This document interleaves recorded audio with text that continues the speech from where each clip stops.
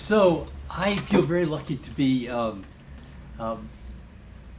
interviewed by Scooter Cheatham and Abby and Lynn Marshall here today at Useful Wild Plants, and I think it's definitely worth mentioning Useful Wild Plants, which I really admire because they have been thinking about how to use and celebrate and share um, plants and their wonderful chemical properties and housing uses and ways they can be used for tools and materials of every imaginable sort, and just the overarching kind of picture that plants are the very basis of our civilization, and they need to be celebrated and protected and used in appropriate ways.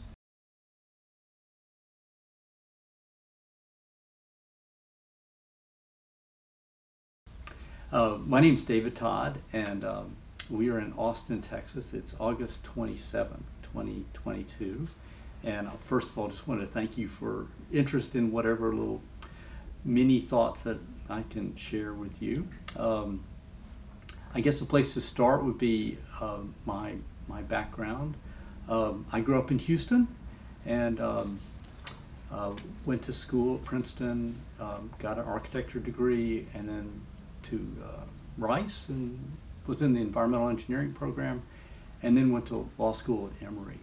And with that background, I sort of call myself an environmental lawyer, but actually my time is sort of evenly split between a family cattle operation. It's a cow-calf operation in Fayette and Colorado counties, and then a environmental history project that I've been involved with for the last 25 years or so. So I think that the topic today is this really interesting interplay between plants and animals, and just the important role that plants play in not only our living world, but also in our economy, and how critical their protection and wise stewardship is for all of us. My introduction to this has been through the cattle business. You know, I think that there's this vision that the cattle business is involved in something that's kind of akin to a rodeo. You know, there's I don't know, chasing cows and roping them and hog tying them and you know, dramatic stuff with branding them and dealing with rustlers and so on. But I think if you boil it down, at least ranching today, it's basically growing grass, which isn't nearly as dramatic, but I think that that's the reality of it. You can't have cows if you don't have grass. And so you know, we've tried to focus on growing grass, growing forage, having a sustainable, diverse set of forage that will support the cattle that we are fortunate to have. And the interesting thing that I found is that maybe the most sustainable way to approach that is to think about the history, the natural history, how these grasslands evolved. And that maybe the clearest lens is to go back roughly 150 years before 1874, when there were still bison roaming the grasslands of Texas. And those grasslands were grazed very intensely when these bison herds, you know, hundreds of thousands strong, would come through a particular part of the state. And the bison would be grouped really tightly because they worried about wolves that were surrounding them and chasing them. And they would graze very intensely. So when they came through, it was just mowed clean. And the fortunate thing, though, is that then the bison would move on, and they might not return to that area for months, years, maybe a decade, who knows. And during that period of time, those grasses would rebuild and regroup and recover. And when the bison came back again, you know, it was a restored landscape. And so I think there are a lot of ranchers now that we try to follow this model, use the savory approach to grazing, which is basically intensive rotation, where on our little tract, we are rotating. In other words, we've cross-fenced our property into between 15 and 17 paddocks or pastures, and the cows will move from one pasture to the next, rotating around every week. It depends on how much rain we've got and what season of the year it is, but the idea is to mimic what those huge herds of bison would have done 150 years ago, where they would graze hard and then move away and not come back for a good period of time. For us, it's all much smaller.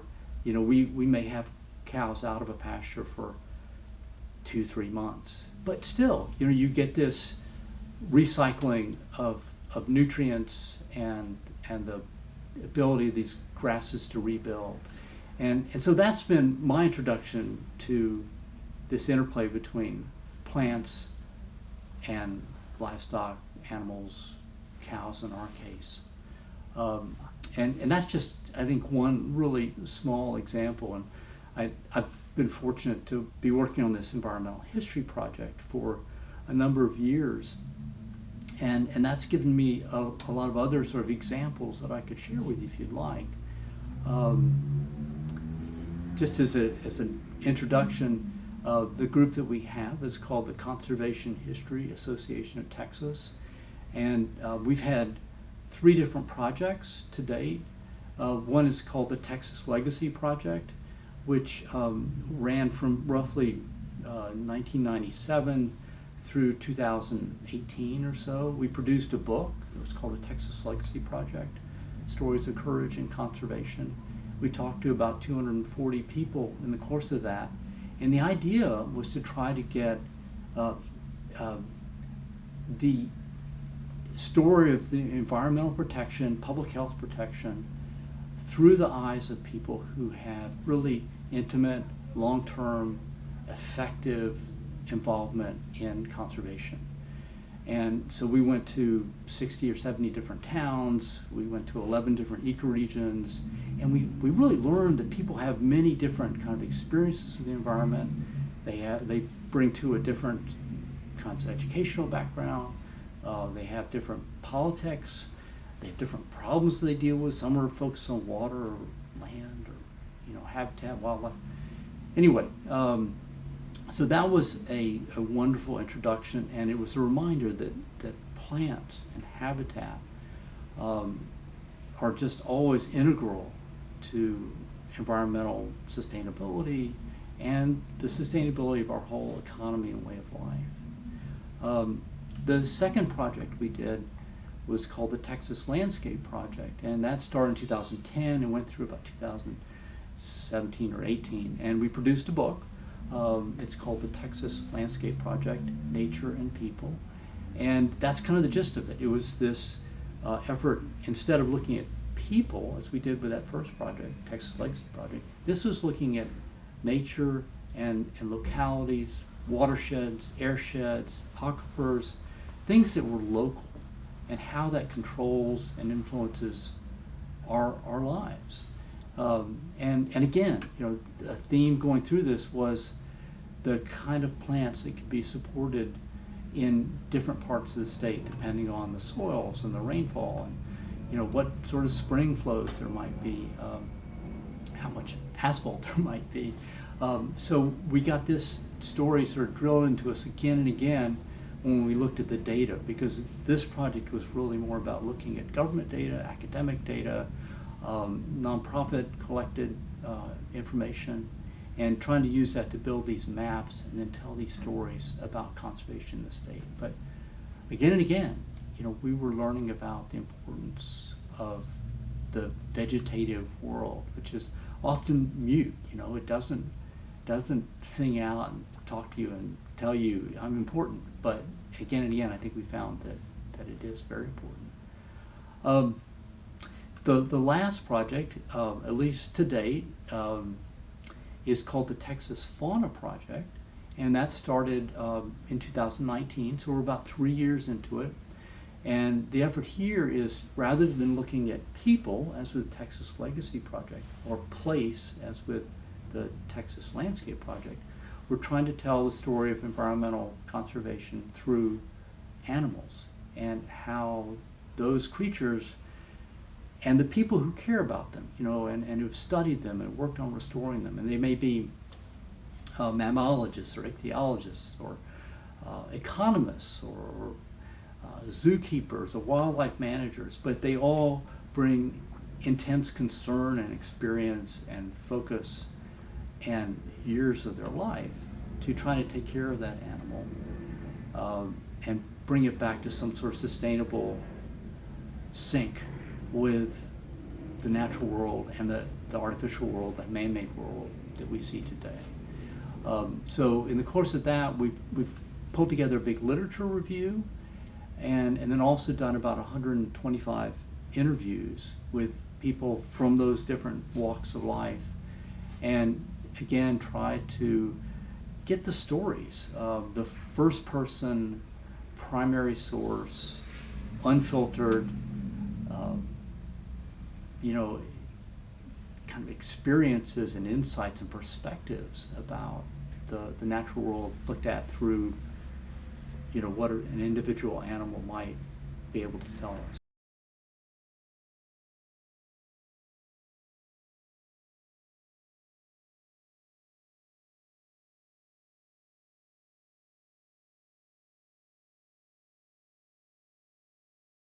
So I think there's another example of this interplay between plants and animals that occurred to me when I went to Galveston Island not too long ago. And if you go about halfway down the island, there is a new sculpture, and it's of a bird. It's a large sculpture of an Eskimo curlew, and the Eskimo curlew is probably extinct, but it was last seen in some of the marsh grasses and upland areas of Galveston Island in 1961, 62, 1963. After that, there's been no confirmed observation of it. And so it's a really clearly a sad story. And I think it's an important story, though, and it's something that we just have to deal with, that animals go extinct. And there's a normal cycle of extinction. Millions of species have gone extinct. But increasingly, we're seeing species that are going extinct at the hand of man.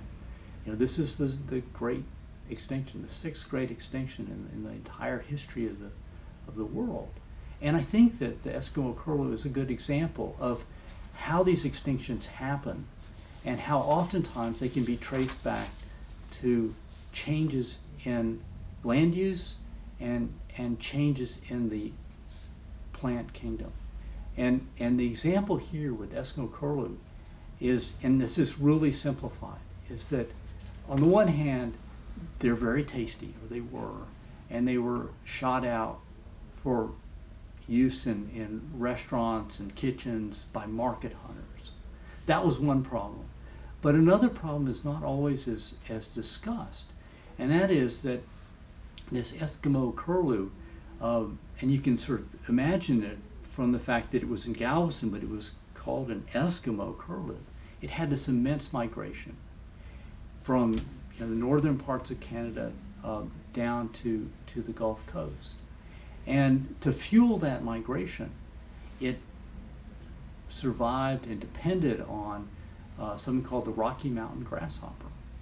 And that grasshopper was seen all along the front range of the Rockies in those shortgrass prairies. And 120 years ago, Western pioneer settlers arrived in that area, saw rich vegetation, deep soils, and they cultivated it. And as they cultivated it, the grasshopper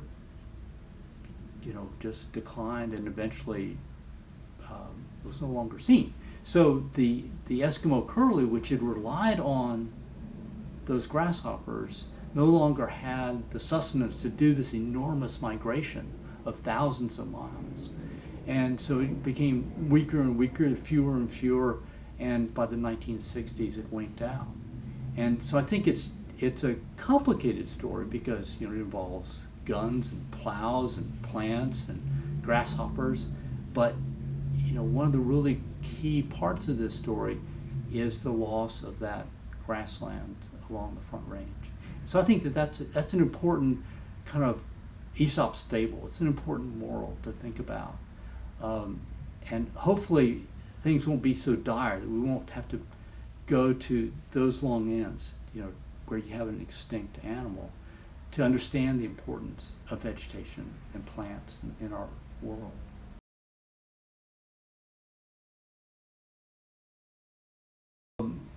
One other example, which I think is related to farming, and there might be a good story to tell, based in Texas.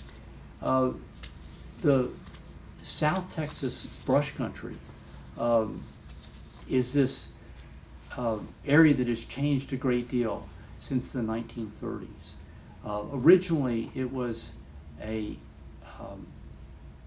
much of it was an area with very, very dense, spiny brush, and some of it was mesquite and huisach, but just a panoply of different species, and the density can maybe be suggested by just a couple of numbers. People have gone in and surveyed intact parts of this old brush country, and they've counted 3,000 to 8,000 stems per acre. So imagine something that you can't walk through, you can't crawl through, you wiggle through. And for a lot of people, there's no value to that. It's an obstacle to their livelihoods. So much of that country was bulldozed and chained and shredded and then replanted to soybeans or cotton or other crops. And it was people's livelihoods. They made money, they sold crops, products were made, but there was this wonderful creature that made its home in that brush country, and that's called the ocelot. And its numbers are down to between 50 and 80 in the United States, really only found in this southern corner of Texas, which has seen such drastic changes in that whole landscape. So it's not like this animal was not really overhunted. It really didn't have a lot of the pressures on it. It was just that its landscape, its ecosystem, the plants it relied on evaporated. And so this, is a very specific landscape it needed, and it was no longer there to support it. And so now we have between 50 and 80 of these animals left, and the U.S. Fish and Wildlife Service and Texas Parks and Wildlife are trying to put Humpty Dumpty back together again. But what that requires is sort of turning the clock back. And this is what some people call the Verde Revolution. It's not the Green Revolution that was about industrial agriculture. It was about how do we reconstruct a native landscape. And what they're finding, it's really difficult to do, to rebuild something. It's easy to take it apart with a bulldozer, but to then try to get that structure back and get the succession right is really challenging. So people are estimating that the cost of revegetating these lands as brush country like they used to be, that would support the ocelot, can cost as much as $5,000 an acre. And you think that that's more than most of that land cost. So to reshroud it in this brush system is not an easy thing to do. And then not only is it costly, but just the ability to try to protect it from the invasive exotics that are, constantly threatening to overwhelm these plants that you've carefully installed is a whole nother challenge in addition to the cost of it. So I think it's just a nice reminder that we should always be cautious of dismantling things, thinking that we're improving things, because oftentimes we'll find out after we've rearranged the natural environment, removed plants, put in other plants, that the way that whole system worked is gone.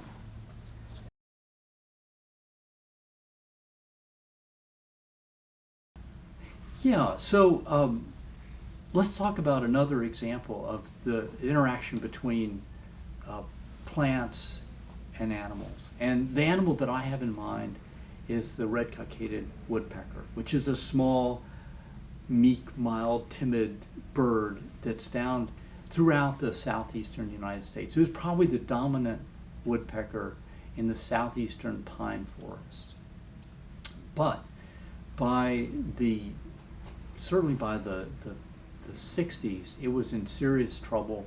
By the 80s, it was recognized as being in serious decline and was declared endangered. And like a lot of these stories, it wasn't clear immediately why, because the red-cockaded woodpecker is not on anybody's menu. This is not a creature that was hunted. It wasn't that sort of direct threat to it. But apparently, as the data started coming in from the U.S. Forest Service and from biologists and academic institutions, they started to realize that what had happened was the plant that the red-cockaded woodpecker relied on,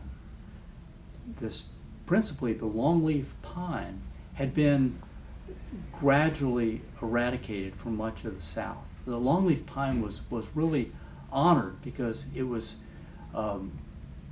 just this wonderful hard wood that was used for structures, everything from boats to floors, and there was a lot of it. But by about 1920, much had been cut out. There was this bonanza of logging, and it ran from the Carolinas all the way down to East Texas. And East Texas was really the last area to be logged out. So these 200-300-year-old longleaf pine were removed. And the consequence of that was that the red-cockaded woodpecker relied on the longleaf pine for its cavities where it would nest. And it wasn't just any longleaf pine. It needed longleaf pines that were at least 80 years old, because by that age they start to get something called heart rot fungus often, and that softens the wood inside the trunk of the tree, and it makes it soft enough for the red-cockaded woodpecker to peck its little hole to use it as a nest. And not only for it to use it as a nest, but also the pileated woodpecker and flying squirrels and other snakes use these cavities. So it's a really important kind of keystone species. But that keystone species, the red-cockaded woodpecker, couldn't do its thing if it didn't have the longleaf pine. And the longleaf pine had not only been cut out by the 20s, but one other thing had happened. Really since some of the great fires in Wisconsin around the turn of the last century, the sort of basic approach for the Forest Service was to suppress fire in national forests and in private woodlands. And they did that very effectively. And the consequence was that this ecosystem where the longleaf pine had long been dominant relied on periodic fires, because the longleaf pine has this really thick armor plating. It's almost like a fireproofing. So as those fires would come through the old longleaf pine forests of the South, all the competing trees would get hit back or even eliminated. So those longleaf pines could survive and then in turn support a bird like the red-cockaded woodpecker. But when fire was removed and the red-cockaded woodpeckers suffered from that, and you also had the longleaf pines being cut out, it shouldn't have been a surprise that this bird had problems. Now, I mean, what's fortunate is that there's been a lot of effort in recent years to reinstitute fire into that ecosystem, but there are concerns because there are people living in and around all these woodlands, and there's natural fear, especially as climate change dries out a lot of these woodlands, that these fires can spread and spread quickly. So there's some pushback there. The other thing that is happening is that I think I mentioned before that these longleaf pine really don't support the heart rot fungus until they're about 80 years old. And our current way of managing land is really based on private ownership. And generations come and generations go.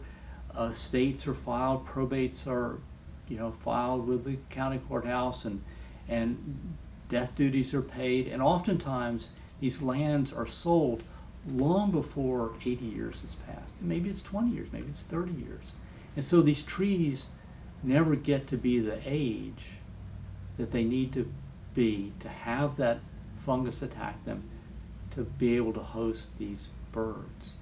So it's just this wildly complicated story, but I think it's another example of how there's this intimate connection between a plant and an animal, between longleaf pine and the red-cockaded woodpecker.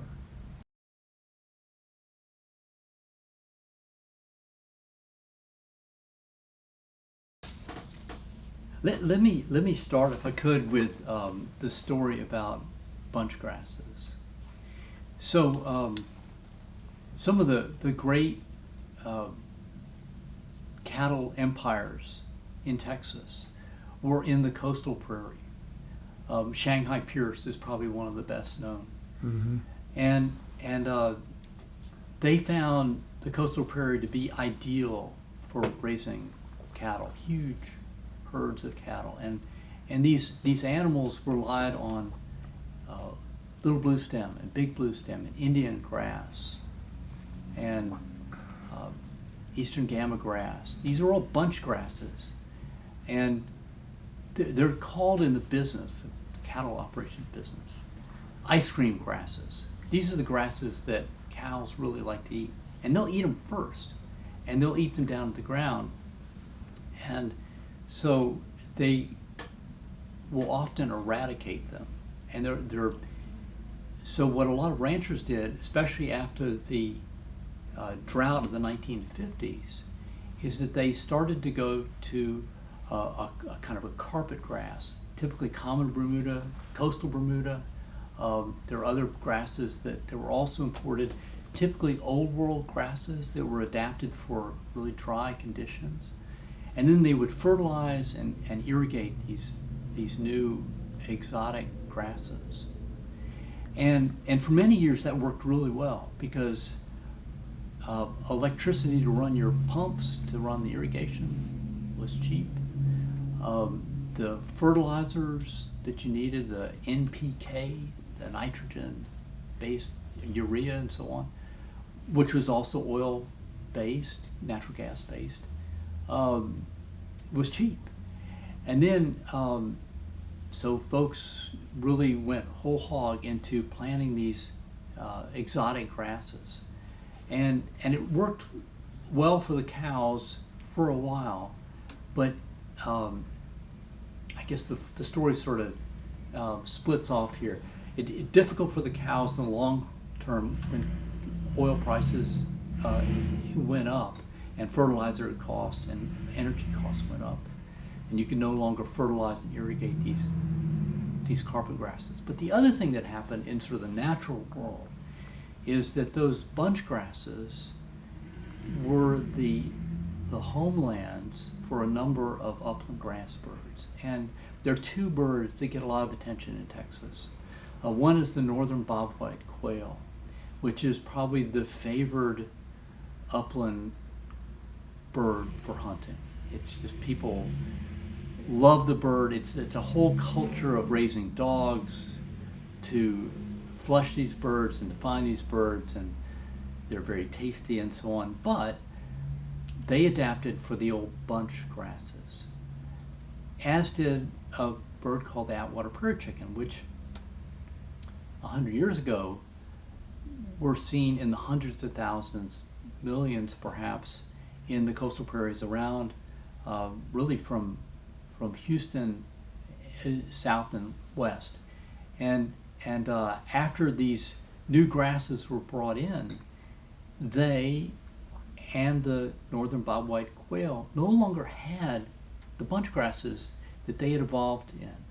And the problem for them was that, as I understand it, was these bunch grasses gave them two things. It gave them seeds that they could eat, but then also cover. If you can imagine a forest at our scale where you have canopy trees above that protect you from the sun.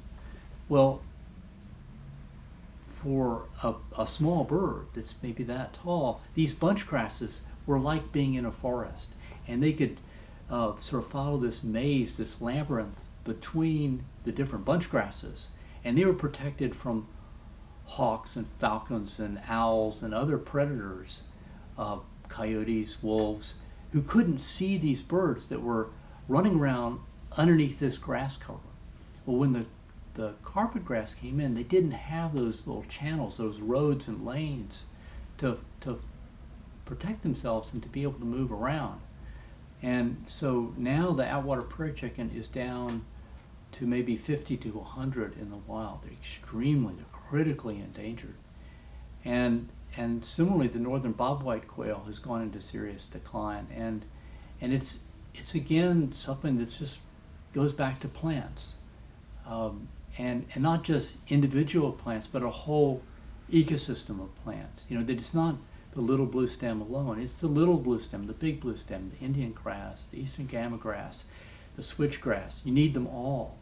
And I think we're only now realizing how complicated that whole interlocking plant system is, and how reliant creatures are that we never probably put together with those plants. But it's all, as Muir said, it's all connected. And we need to start thinking in that more holistic way so that we can reassemble the natural world that we all rely on. My 2 cents.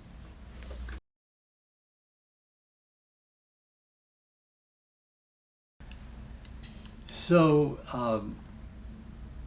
there is a whole suite of creatures called dung beetles.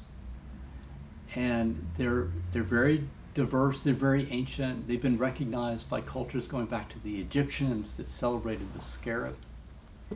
But they were also very important for grasslands here in Texas and in the livestock that, and prior to cattle and sheep and goats, the bison that roam through Texas. And the role that those dung beetles played and how they're related to plants runs sort of like this. Imagine a very large cow wandering by, decides to relieve himself or herself. The manure goes on the ground. These dung beetles have an incredibly sensitive sense of smell. They smell it. They come and they start to drill into it and roll it into a ball, and then they will pull it into little cavities and tunnels underneath the ground, where they store it, and their young feed on these, and it's a very involved kind of a system. But the wonderful thing about it is that the dung beetles are essentially recycling all that carbon that is in the manure from the bulls and the cows and the calves. And so that carbon is going into the soil, courtesy of these dung beetles. And then the dung beetles are also aerating the soil. They're bringing oxygen in So they're really making the soil a living thing. And then that soil is enriched with the carbon, and it supports the plants and the root systems of those plants that then feeds the cows or the sheep or the goats or the deer or all the herbivores that are reliant on that grassland. And then those animals poop again, and the dung beetles take that manure and they roll it and they put it in the ground, and the whole cycle starts once more. It's a beautiful sort of virtuous cycle. And the problem, though, is that ranchers started to dose their animals with parasiticides, and the typical chemical was called ivermectin. And this was good in a sense because it treated the worms and other parasites that might have been afflicting their animals, but they also, these parasiticides were persistent, they were long lasting, and they went into their manure, and then the dung beetles consumed the chemical and they died. And so you've cut that connection in that cycle, that carbon cycle, and you've hurt the chemical nutrients that are going into the soil. They're supporting the root systems that are supporting the grasses that are in turn supporting the livestock. They're supporting the rancher. They're supporting the grocer that are feeding the people that go to the grocery store. So it's a whole kind of involved cycle that goes down to these little scarab beetles that are doing the kind of ignominious task of rolling poop around. But it's important, and I think we need to pay attention. And the fortunate thing is that if you do the rotational grazing, if you keep moving the cows around, you take care of a lot of those parasites, because the cows move on, parasites are left behind. The cows are not in that pasture for another 2, 3, 4 months. And so by the time they get back, those parasites have died a natural death. You didn't need to use the parasiticide. And so, the hope of people who care about these little dung beetles and their poop, are advising that just think about other ways to solve that problem that don't involve the chemicals that break that carbon cycle.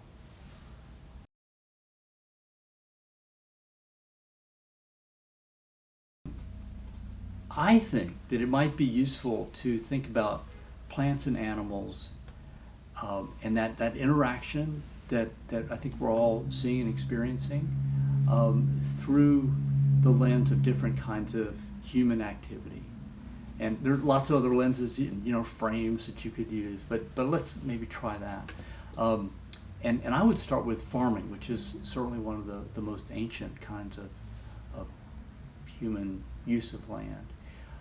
And one example that comes to mind from that kind of land use is the role of milkweed and echinacea and other kinds of plants that people have not seen much value in, but are critical to monarch butterflies. And there are these amazing migrations of monarch butterflies that come out of central Mexico, the highlands, and they funnel up and through Texas, crossing the border near Eagle Pass, and then fanning out into the Ohio River Valley and up into Canada. And in the course of that migration, they cross all these farmlands. And those farmlands increasingly are very efficiently, cost-effectively cultivated. And the old hedgerows that often divided up farm fields are no longer there. The typical tract size of farms is getting larger and larger. So the places that milkweed used to grow in the sort of leftover spots, those hedgerows, those swales and so on, they've been planted to crops. And the kind of crops that are being increasingly planted are what's called as Roundup ready. And so these plants are infused with a really high tolerance for herbicides. And so these crops can resist glyphosate, this really effective herbicide. But anything that doesn't have that genetic makeup that the crop has, that gives it the resistance to glyphosate, is dead. And that's what's happened to milkweed from northern Mexico all the way up into southern Canada. And so that leaves no fodder for these monarch butterflies to both give them nutrition and often to give them a biochemical resistance to predators. And as a consequence, the great monarch butterfly migrations, which were witnessed by Christopher Columbus over 500 years ago, are now really collapsing. And there's good signs that the count on these monarch butterflies are down by 90%, and they're being proposed for endangered species listing. And so I think this is a good example, not just of a worrisome trend, but it's also a place where people can make a difference and try to engage and help restore, protect these insects. And there are a couple of ways that can be done. There's a lot of monitoring, citizen science that's going on called Monarch Watch, where people are trying to understand, where are these monarchs? When are they passing through? How many are there? And that's sort of the first great step towards solving problems, just understanding the scope of it. And the second thing that's happening, which I think is really exciting, is that utilities and highway departments and others that own and manage great strips of real estate are starting to plant milkweed of various kinds that can help support the monarchs that are passing through. So I think that those are a couple measures that are exciting, but I don't think they should take away from the fact that it's serious circumstances. We try to do what we can to make things better.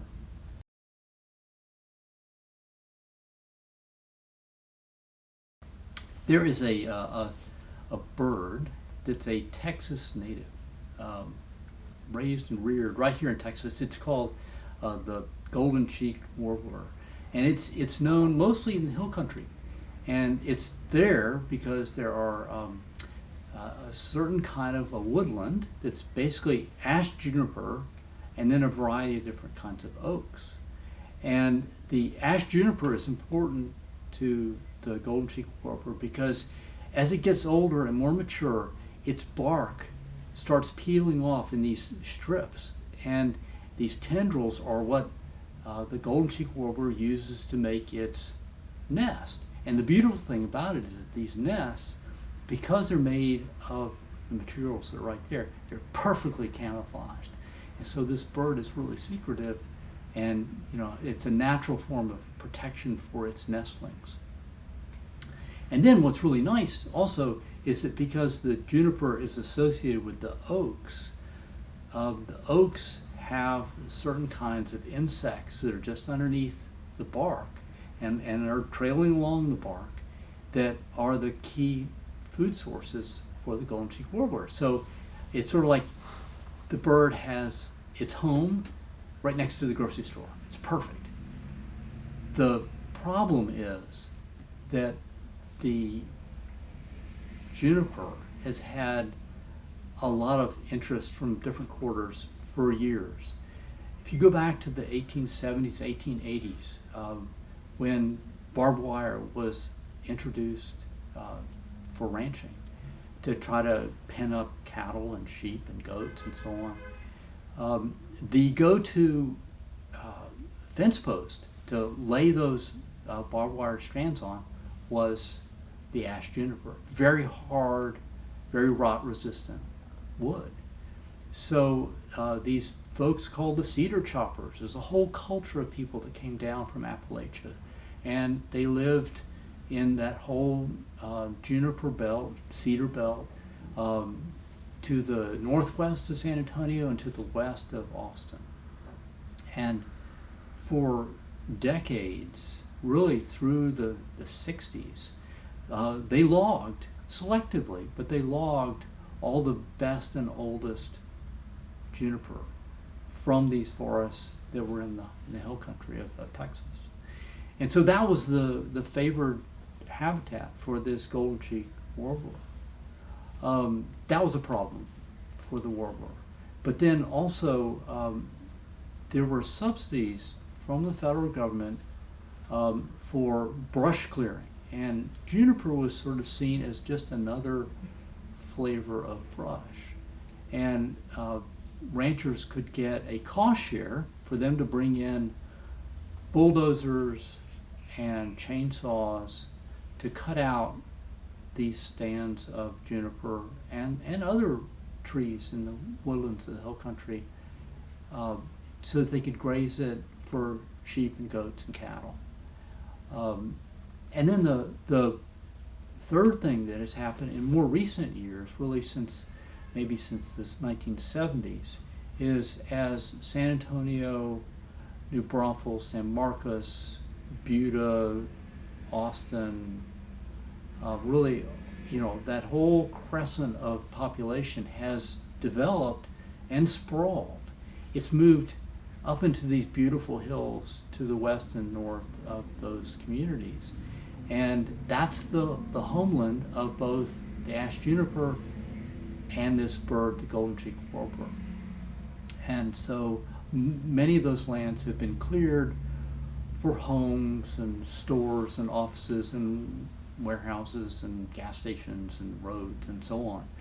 And so these trees are no longer there in the same numbers and the same age that are needed to support this golden cheek warbler. So it was declared endangered, and there was a terrible political pushback against it.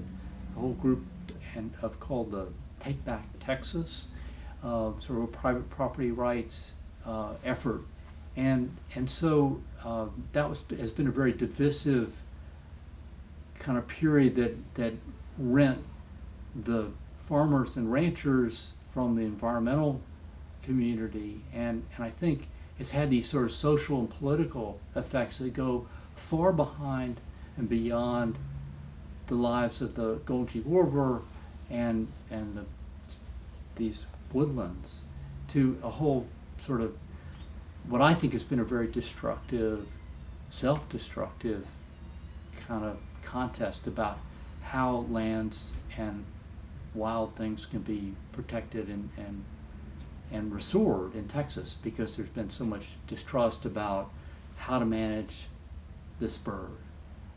When really there's probably a lot of common ground, but it's a very hot button issue. So anyway, that's, I think, an example of how there's this connection between a tree, the ash juniper and the oaks that are part of that system, the golden cheek warbler, and then the entire sort of conservation and agricultural community. So I think there's a lesson there that's pretty instructive.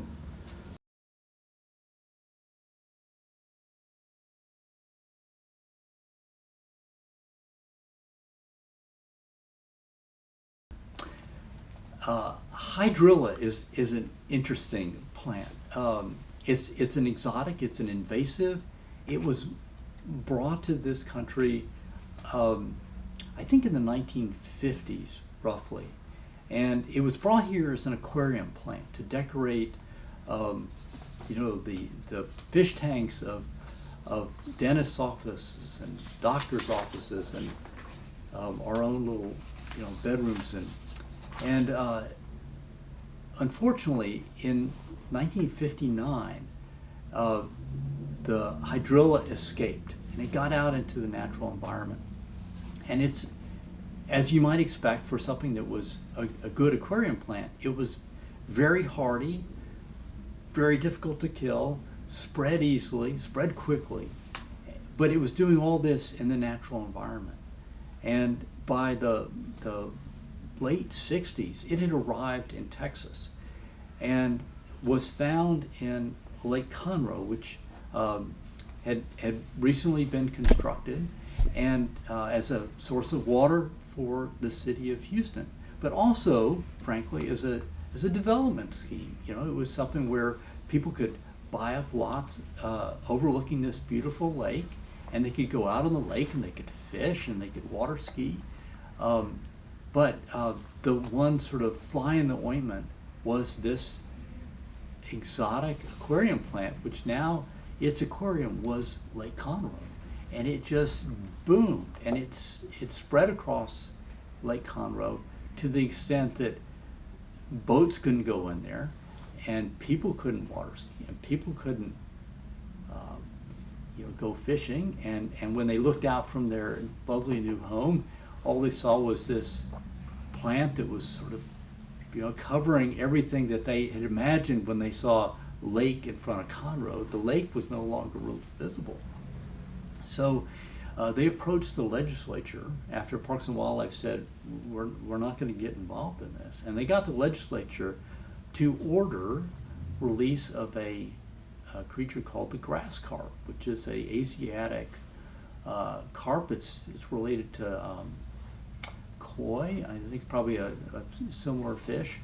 And they released this grass carp into Lake Conroe, and as its name kind of suggests, it ate all the grass and in fact all the aquatic vegetation, hydrilla and more, and so I think the homeowners were happy until they realized that the grass carp continued to eat all the vegetation in the lake, and also because it was such a effective eater of everything in the lake, it crowded out the bass and the catfish and the species that they wanted to have there. And then secondly, the grass carp escaped, and so it managed to get down past the dam into the Trinity River, into Trinity Bay, and now it's seen in many ecosystems in Texas. And so it's there are different levels of this. There's the story of how an exotic creature can become a very invasive, upsetting creature in native ecosystems. The havoc that the grass carp wreaked on the Texas scene. But I think also just the impact that one plant that was brought in for one purpose, very confined, put it in an aquarium. Well, hydrilla gets loose, and now there's a whole core of people that call themselves hydrilla killers, and they try to figure out ways to control it. And you've got this cycle of using herbicides to try to control it, and mechanical means, basically choppers. They look like sort of lawnmowers on water, and it's a very expensive, complicated management problem. And I think it's just a reminder that vegetation is very important, but its locale is equally important. And the hydrilla and hyacinth and all its relatives, they belong in certain places. You take them out of that circumstance, that environment, put them somewhere else, and you may have hell to pay.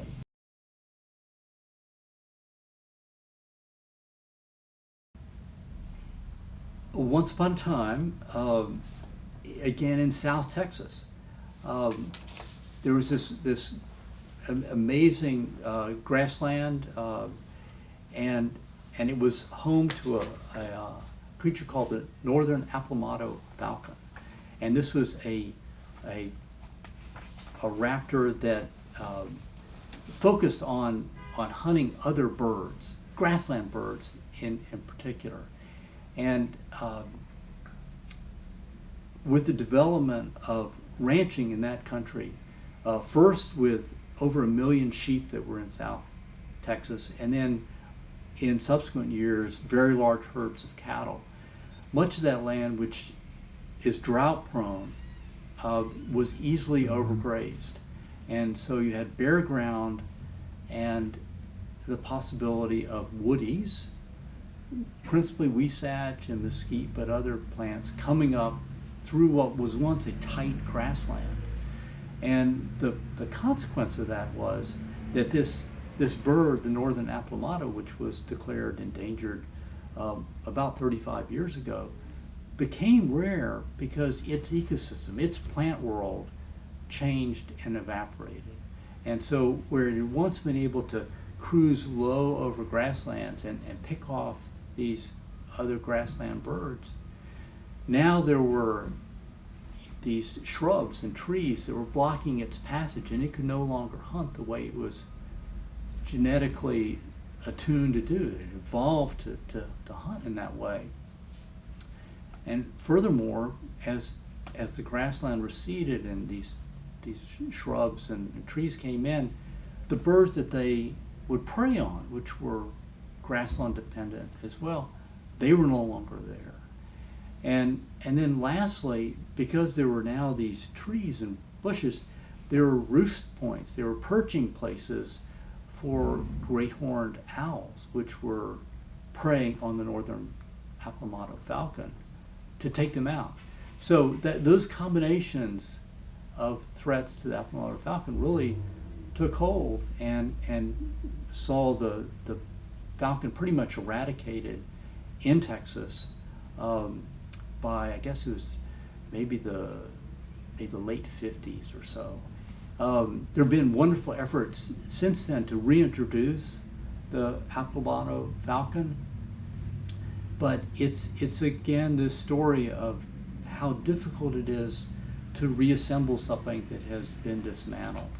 And I think there's a lesson to the story of the northern apple motto falcon, that you may see a grassland and think that it is only good for the sheep that you put out there or the cattle that you run, but there are these other creatures that don't maybe have an immediate kind of presence in your mind, like the apple motto falcon, that are also relying on it. And when you maybe overgraze something because you're trying to keep your livestock operation going, there are all these collateral costs and externalized effects that you may not be taking into account.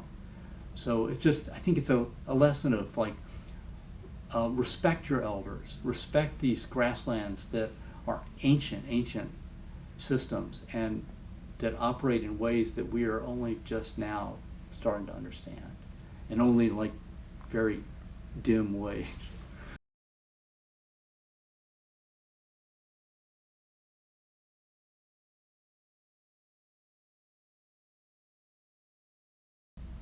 So this is kind of a personal story for me. I grew up going hunting, duck hunting, with my father, goose hunting as well, at a place called Eagle Lake Rod and Gun Club, which is just outside of a little community in Colorado County called Eagle Lake. And when you come into Eagle Lake, there's a big billboard that says, "Goose hunting capital of the world." And they were serious about it. It was a major part of the culture and the activity and the economy for this little town.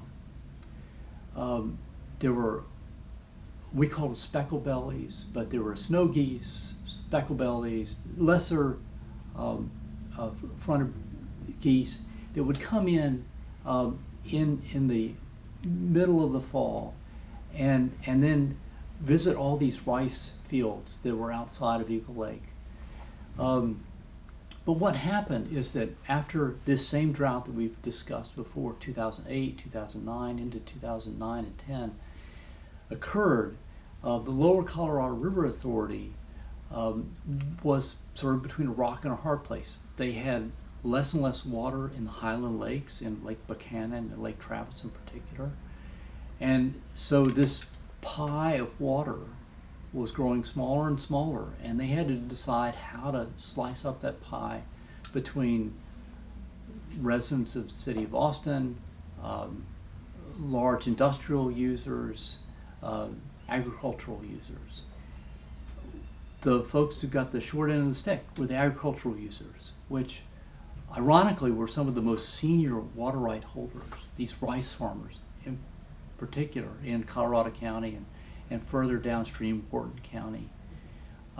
So the LCRA took the unprecedented step of cutting off deliveries to these rice farmers.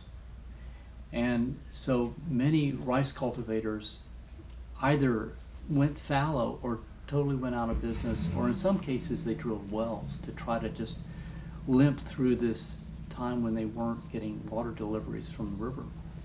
And that went on for 4 or 5 years.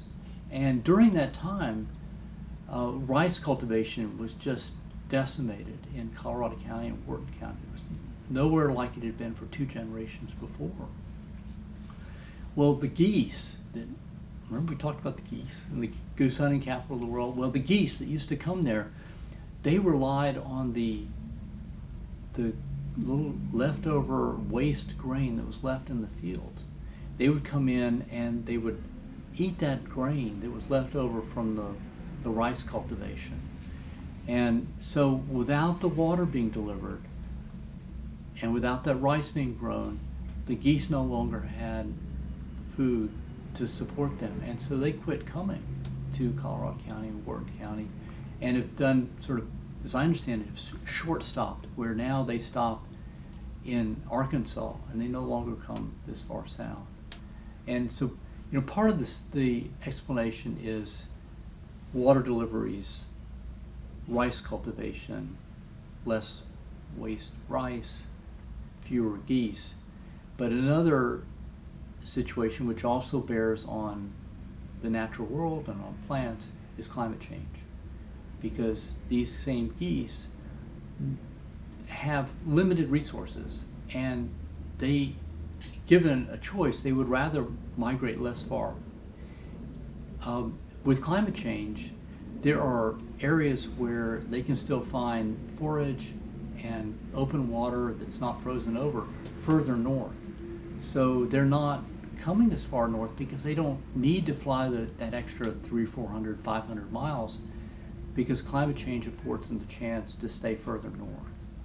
And so now you're seeing geese that are much further north, and they're not coming to Texas anymore. And this goes back again to climate change, water policy, and plants, crops in the state.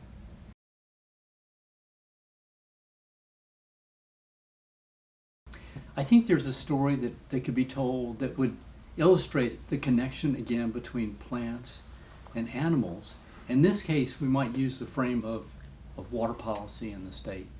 And just a very sort of short, condensed version of water law in the state is that the state of Texas began issuing permits and rights to private actors, municipalities, industrial firms around 120 years ago, about 1900.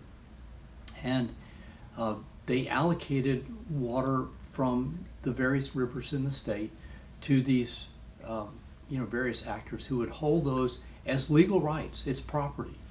And the trick is that those rights were allocated, they were sort of meted out to the various folks at the table without any consideration about the fish that were in those rivers, the plants that were along those rivers, or the birds that might have fed along those rivers. In other words, imagine that you're playing poker and there are 4 or 5 people around the table. And you've got the industrial user there, and you have the municipal user there, and then you've got an agricultural user there, and then you've got all the critters that are in that other chair. Well, you gave cards to all the other people, but you didn't give any cards to the trees and the animals. And that was probably not really recognized until the economy and the population in Texas grew to enough of an extent where a lot of those water rights were actually put into use, and those diversions and those impoundments happen. And some of the sort of where I'm going to just say XYZ hit the fan was in 2008 and 2009. when we had a very serious drought that really ran through 2010 or 11. And this played out in the following way. In the San Marcos River Basin, the Guadalupe, the Blanco, which all sort of funnel down into Aransas Bay. And Aransas Bay is part of the home of the Aransas National Wildlife Refuge, which in turn is the wintering grounds for a bird called the whooping crane, which is one of the most endangered birds on the planet. They got down to about 15, maybe 16, maybe 17 birds in 1941. That was all there were in the wild. And there's been enormous resources, staff, dollars, land protection has been put into protecting this bird and bringing it back. And now we're up to 500-600 birds, but it's all contingent on having enough water coming into the refuge, and that water is being diverted, and that really becomes apparent in 2008, 2009, when 23 of these birds die. And that's about 15% of the entire wild population at the time. So it was, for an endangered bird, for a very rare bird, this was just, red lights were blinking, alarms were going off. This is a really serious situation. And so a group called the Aransas Project filed suit, and they made the case that the state and the river authorities that control the water going to Aransas Bay were not taking into account the amount of water that was needed by this endangered species. And the water that was needed was partly so that the bird had water to drink, but it was also so that a plant, the wolfberry, that the whooping crane ate and really relied on for its sustenance, it needed that fresh water as well. And so when the water was diverted and impounded and lost because of drought, the wolfberry died back and the whooping crane suffered and many died. And so, this litigation proceeded, and actually the district court, the federal court, agreed with the Aransas Project that water allocations need to be changed to protect the wolfberry and in turn protect the water flows and the whooping crane. The Fifth Circuit overruled, and one of the fortunate things is that it could have been that the environmentalists, the folks trying to protect the wolfberry and the whooping crane would have been sort of left at loose ends, but actually the GBRA, the Guadalupe Blanco River Authority, has gone into negotiation over the last, 5-6 years to try to secure water rights for the wolfberry and the birds and all the estuarine system that relies on reliable freshwater inflows. So I think this is another way to sort of think about the connection between plants, animals, water, our legal system, our economy, our population. And just again, I think it's a reminder that plants are really important and sometimes neglected, but I think in the end we need to recognize how critical they are.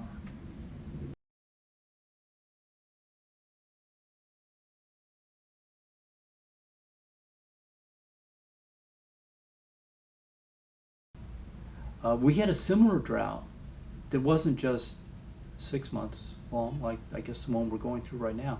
It was 7 years long. It was called the critical drought. It was the period roughly from 1950 to 1957 in Texas, and this drought was really severe, very long, and a lot of the decision makers in Texas naturally worried about what the economy and the population of the state would do if our water systems, our water delivery and storage systems weren't more robust and dependable.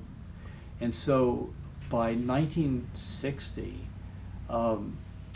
the Texas Water Development Board, the Bureau of Reclamation, the Army Corps of Engineers strong into building dams and impounding waters in every major river, from the east, from the Sabine to the Trinity to the Angelina, the Neches, the Brazos, the Colorado. They all got dams. About 180 major dams. That's dams that impound more than 5,000 acre-feet of water, were built in really the course of maybe 20 years. It was very rapid. And I think that a lot of us did not think about what the impact of changing these water regimes was going to be like. What did it mean to impound these bottomland hardwoods and flood them? And I think one of the effects that we're starting to understand is that these river bottoms were home to just a panoply of different hardwoods, pecans, red oaks, white oaks, and all these trees produced a great deal of mast, from acorns to pecans, that supported birds, and squirrels and deer. The squirrels, of course, very reliant on mast. White-tailed deer, very reliant on mast. And there's a whole culture and economy of hunting. I mean, in many small towns, the hunting rights are one of the biggest parts of what pays for people's food and gas and their car note and their home mortgage. It's a big deal. And yet, because of the inundation of a lot of these river bottoms, these riparian corridors, we don't have the kind of reliable food source for everything from as small as a squirrel to as large as a white-tailed deer. And I don't think this was something that was anticipated. I don't think there's any malevolent intent, but it's put a lot of these economies in a more precarious place, and certainly the ecosystems and the animals that rely on those trees and those mast sources that are no longer there.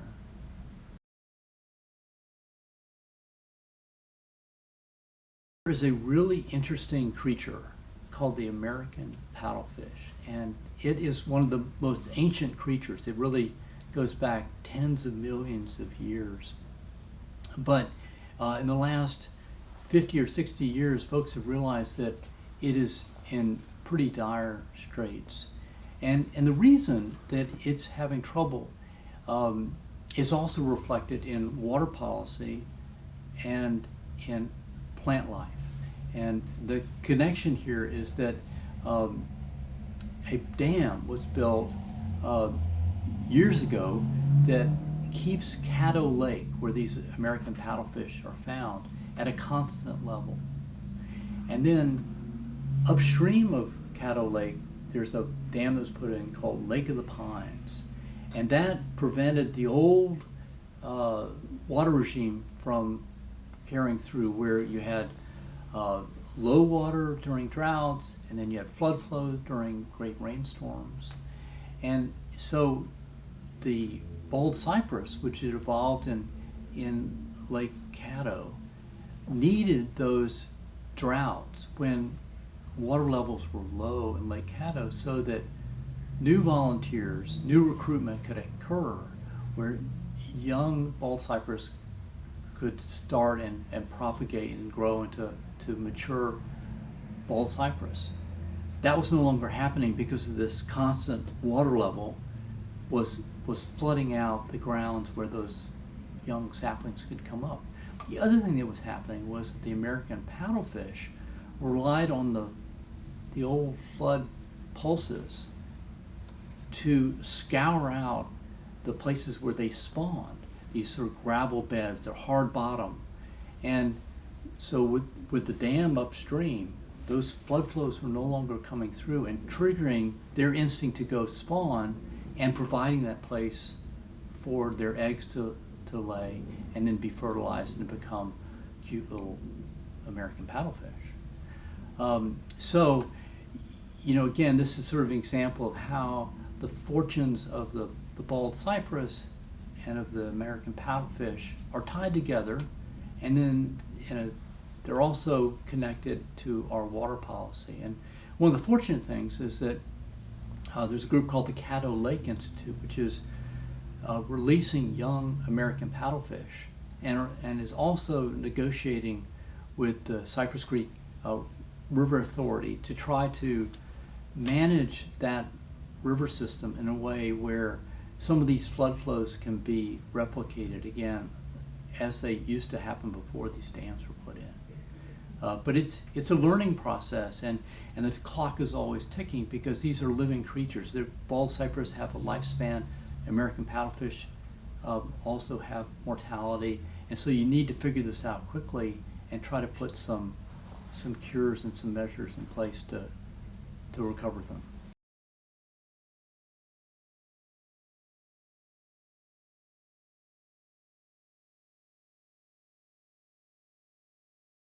Here's another example that may hit a little bit closer to home, because we all go to the grocery store, and maybe you like almonds, maybe you like cherries, maybe you like honey. All these products and foods rely on the honeybee. The honeybee, of course, makes the honey, but it also pollinates the cherries and the almonds and many other plants, such as alfalfa and sweet clover that support the cows and other livestock that we use for meat. And what's been happening in recent years is that a new class of pesticides has been developed to try to protect our crops. And these insecticides, I'm going to try to say this right, neonicotinoid, affect the nervous system of bees. And it affects their ability to learn new tasks. It affects their ability to forage. It affects their ability to navigate. And so beekeepers are seeing these colonies collapse. And it's a worrisome thing, because not only for the sake of this creature, these honeybees, which have this incredible sociobiology, the operation of their hive is just fascinating. It's sort of like this group brain, which is so effective. But it's also something to remind ourselves that so much of what we see in the grocery store is reliant on this bee and its pollination efforts. And if we use the insecticides to protect those crops, we're going to lose the bee and we're going to lose the crops, and we're going to go to the grocery shelves and be surprised that the prices are higher, the availability is less, maybe some products are not available at all. And it sounds a little bit, apocalyptic, but I think it's a good thing to remember that our food systems are very much based on the natural world, and we can't just snap our fingers and say, this is what we want, and not pay attention to the delicacy and the interactions between plants and animals and our food systems. So that's just another example of sort of plants and animals and people.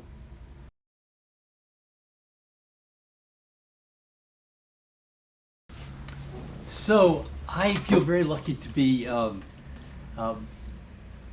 interviewed by Scooter Cheatham and Abby and Lynn Marshall here today at Useful Wild Plants, and I think it's definitely worth mentioning Useful Wild Plants, which I really admire, because they have been thinking about how to use and celebrate and share plants and their wonderful chemical properties and housing uses and ways they can be used for tools and materials of every imaginable sort, and just the overarching kind of picture that plants are the very basis of our civilization, and they need to be celebrated and protected and used in appropriate ways. And would like to sort of go back in time a little bit to how I got in with this group of people and got to know them and love them. And it started in the late 80s, I believe, and my family was going through some estate planning, and we had some kind of nutty environmental ideas, and we decided to put some of the funds that were going through this estate transfer into a foundation, and we call it the Ray Charitable Lead Annuity Trust, which is a very long name for a small organization, a small fund, but it was a great introduction to this slice of the American world, which is not bound and tied into sort of short-term considerations. We had the luxury of thinking about long time, about not just fiscal quarters and annual reports, but where do we want to be as a economy and a population and a society in 10 years, 20 years, 30 years. Not that we could make an entire difference in it, but we could think in those terms. That could be our frame.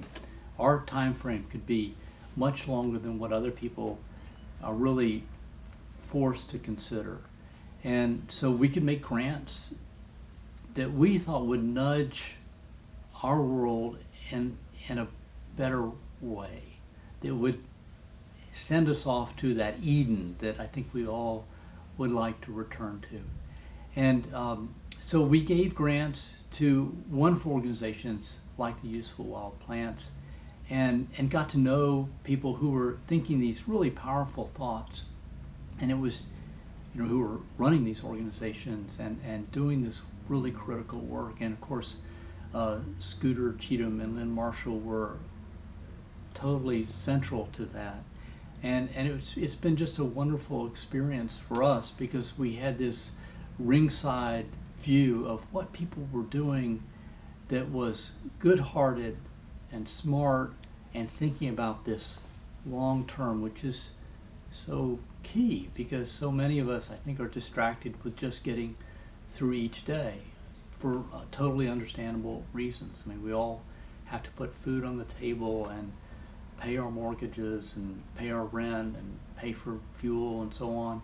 And some of these bigger concepts, these longer term developments and trends, sometimes don't get the attention they deserve. And so I'm so glad that Useful Wild Plants is reminding us and pressing on us and informing us about how important plants are, and how critical it is that as we go forward the next years and decades, that we make sure that we make the best of this incredibly rare planet that is one of the only ones we know of that has life, that has chlorophyll, that has this plant world, and we should take care of it and make sure that it will take care of us in turn.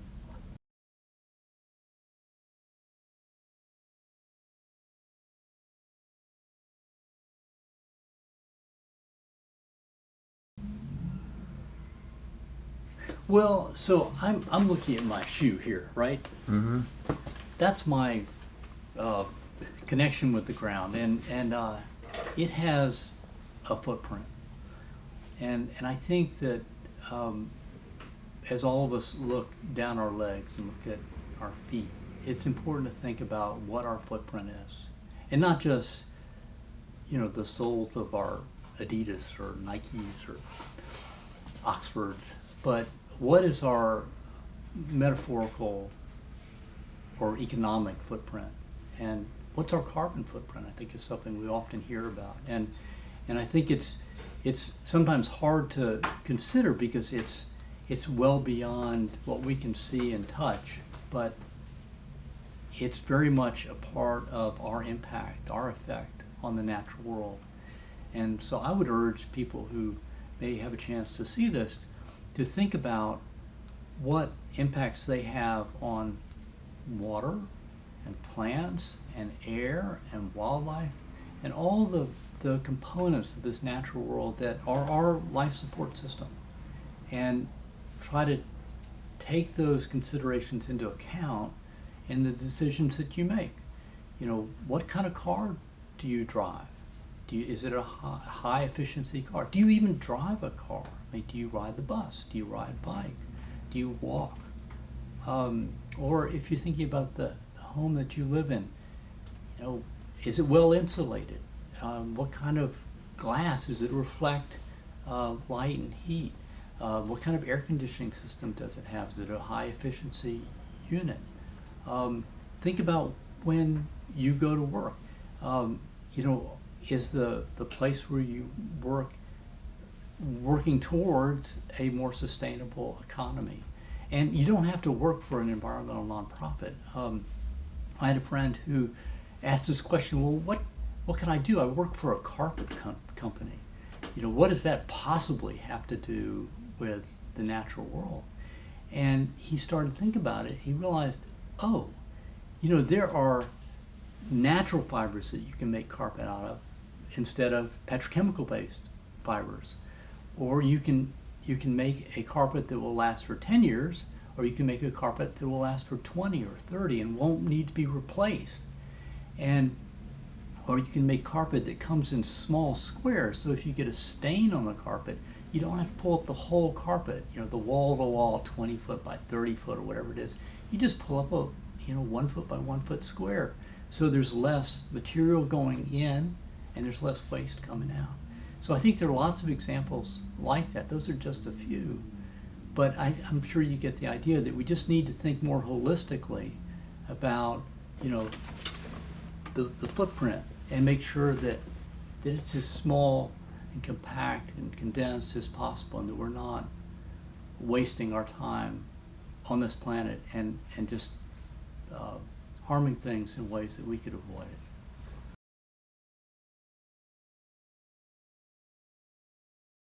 So we have the wonderful topic today about plants in the modern world, and the importance of plants, and how we can really recognize and make the best use of plants. The story I want to tell that I think might be kind of a good way to illustrate some of the issues has to do with a place in Austin, Texas called the Blunn Creek Nature Preserve. And the preserve was originally a dairy farm, not a large one, about 40 acres, about 2 miles south of the state capitol. And it was grazed for decades. And by about the 1950s, it was pretty much bare of the grass and forage that had supported those cows. But meanwhile, the area around what was to be the preserve in the future had changed a great deal. There had been a lot of development. And there was a community that was built, a subdivision called Sherwood Oaks. And that was built about the same time that the airport here, which was an air base, needed housing for officers and staff who were at Bergstrom Air Base. And so they built this, was a very typical post-war community with 2 and 3 bedroom houses, and the interaction with this preserve is kind of what has been very interesting, because as soon as people moved in, they wanted to have a green space around their house. They wanted to have a garden, a lawn, and many of them planted things that were suggested by their local landscaper, or what was available. And they planted things like ligustrum. They planted things like nandina. They planted things like chinaberry. And that way they'd have a hedge and maybe some bushes and a tree, and pretty soon it looked like a lived-in home. And the effect of all that was, though, that this preserve, which abutted Sherwood Oaks subdivision, was just like a sponge for all the seeds that were cast off or carried over by birds from those ligustrum plants and those nandina plants and the chinaberry and the paper mulberry and many assorted plants that were planted in Texas, but they did not come from Texas. And a lot of them were Asiatic, and as it turned out, very invasive. And so if we kind of fast forward from the 50s to the late 80s, this 40-acre dairy farm is bought from the Storm family, who were going to build a very large apartment complex there, and it became a preserve. It's a wonderful thing. But while this land was set aside and appeared as a green space on City of Austin maps, the plant world was continuing to do its thing. And seeds were being spread by birds, seeds were propagating, germinating, those plants were growing up. And so by about the mid-aughts, 2000, 2005, this preserve, which at one point had been a typical central Texas grassland with maybe a riparian corridor going along Blunn Creek, had become a incredibly dense forest of ligustrum. And what these ligustrum, a wonderful evergreen plant, very drought tolerant, make a wonderful hedge, but if you leave them be, they will become a tree. And so we found, when we came there in 2005, trying to figure out how to manage this place, it's just this nonprofit group, a bunch of volunteers. These ligustrum were about every 8 to 12 inches apart. It was the most dense thicket you could imagine. And many of the ligustrum weren't your 3-foot hedge like they were in the Sherwood Oaks subdivision. They were 30-foot tall trees with trunks like that. And so in 2005, we put together a little nonprofit group called the Blunn Creek Partnership. And over the past 17 years, we've brought in literally thousands of volunteers with saws and clippers and what we call weed wrenches to pull all that ligustrum out of the preserve and try to start returning that property to what would be a typical Central Texas natural environment. And it's been a wonderful experience because we brought all these people, 2 and 3-year-olds up to 80-year-olds, folks who come there as master naturalists, people who don't have any experience with this at all, people who are professional biologists, others who are just learning about the natural environment. But, coming together to try to wrench this property back from being an example of what sort of a Chinese ecosystem with ligustrum and andina and China berry and paper mulberry and so on, to one that we would find with all the plants that are at home here in Central Texas. And it's been a wonderful community building effort. It's been a wonderful environmental education project, but it's also been a reminder of how exotic plants, invasive plants, can be a real headache, and they can undermine and cut back on the kind of habitat that's necessary for everything from birds to little terrestrial mammals, because that ligustrum and andina and so on is so dense and so powerful as a rival to the native habitat that it really didn't support the kind of creatures that call Texas home. So it's kind of a word of warning that those plants that you put in your front yard may not stay where you put them. They may go elsewhere, and they may wreak havoc where they arrive.